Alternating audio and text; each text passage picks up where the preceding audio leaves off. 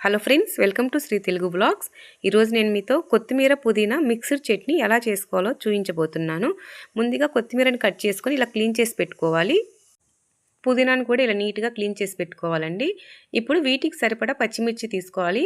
మీ దగ్గర ఉన్నటువంటి పచ్చిమిర్చి ఘాటును బట్టి కొంచెం అటు ఇటు వేసుకోండి. ఇప్పుడు నేను ఒక పెద్ద సైజు ఒక 2 టమోటాలను కూడా కట్ చేసి పెట్టుకున్నాను. ఈ మొత్తాన్ని మనం బాండీలో యాడ్ చేసుకొని కొంచెం ఆయిల్ కూడా వేసుకొని బాగా మగ్గనివ్వాలి. సో ఇక్కడ చూసారు కదా, వాటర్ అన్నీ మనకు పైకి వచ్చేస్తున్నాయి. ఇలా వాటర్ మొత్తం ఇనికిపోయేలాగా మగ్గనిచ్చుకోవాలి. మొత్తం వాటర్ ఇనికిపోతేనే మనకి నీట్గా ఇవన్నీ ఫ్రై అయినట్టుగా ఉంటాయండి. ఇప్పుడు చూసారు కదా, వీటిని మొత్తం చల్లారిన తర్వాత మనం మిక్సీ జార్లో ఏమేమి వేసుకోవాలో చూద్దాము. ఇప్పుడు మిక్సీ జార్లో కొంచెం వేపుకున్నటువంటి పల్లీలు, అలానే వెల్లుల్లి రెబ్బలు, కొంచెం జీలకర్ర ఇవి వేసుకొని ఫస్ట్ మిక్సీ పట్టుకోవాలండి.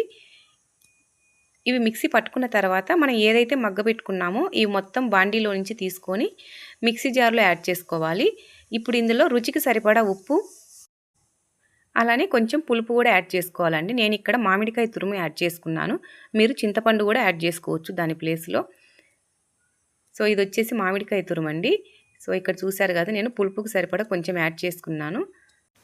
సో ఇది మొత్తం ఇలా మిక్సీ పట్టుకున్న తర్వాత మనం దీనికి పోపు వేసుకోవాలండి. అంతే, ఎంతో టేస్టీ అయినటువంటి కొత్తిమీర పుదీనా చట్నీ రెడీ అయిపోయింది. ఈ వీడియో కనుక మీకు నచ్చినట్లయితే please like, share and subscribe. Thank you.